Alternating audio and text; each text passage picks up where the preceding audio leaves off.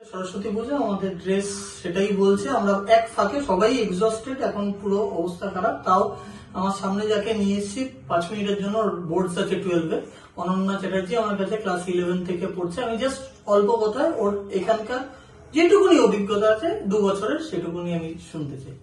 বল। হ্যাঁ, অভিজ্ঞতা তো এখানে খুবই ভালো। আমি যেহেতু আগে আসানসোলে ছিলাম, তো কলকাতায় নতুন প্রথম শিফট হয়েছে এখানে আসা, তো এখানে একটু অসুবিধা তো হয়েছিল সবার সঙ্গে মানিয়ে নেওয়া এন্ড এভরিথিং।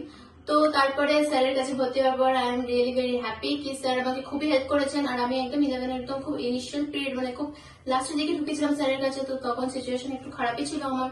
তো স্যার আমাকে রীতিমতন হেল্প করেছেন অ্যান্ড খুব কনসেপ্ট ভালো করে বুঝিয়ে দিয়েছিলেন 11-এ। আমার দেন অ্যানুয়াল তো ঠিকঠাক হয়ে গেছিল। তারপর তো 12-এ একদম বিগিনিং থেকে স্যারের কাছেই আছি।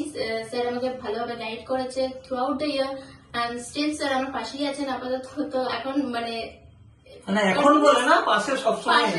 12 পাস আউট করে গেল স্যার আমার সঙ্গেই থাকবেন, আমি জানি সেটা। আর তারপরে mock test and test everything তো স্যার রেগুলারলি নেন। এটা রীতিমতন কপি চেক হয়, এভরিথিং সবকিছু ঠিকঠাকই চলছে প্রিপারেশন।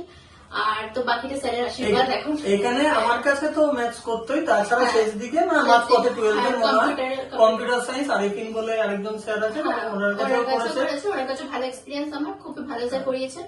তো ওভারঅল আমরা চাই বা আমাদের সবসময় উইশ থাকবে ওর 12-এ ফ্লাইং কালার্স নিয়ে পাস করুক। যেই মেন্সও দিয়েছে মোটামুটি ভালোই হয়েছে বলছে, এখন দেখা যাক। থ্যাংক ইউ অনন্যা, খুব ভালো রেজাল্ট করো। আশীর্বাদ করবেন স্যার, ভালো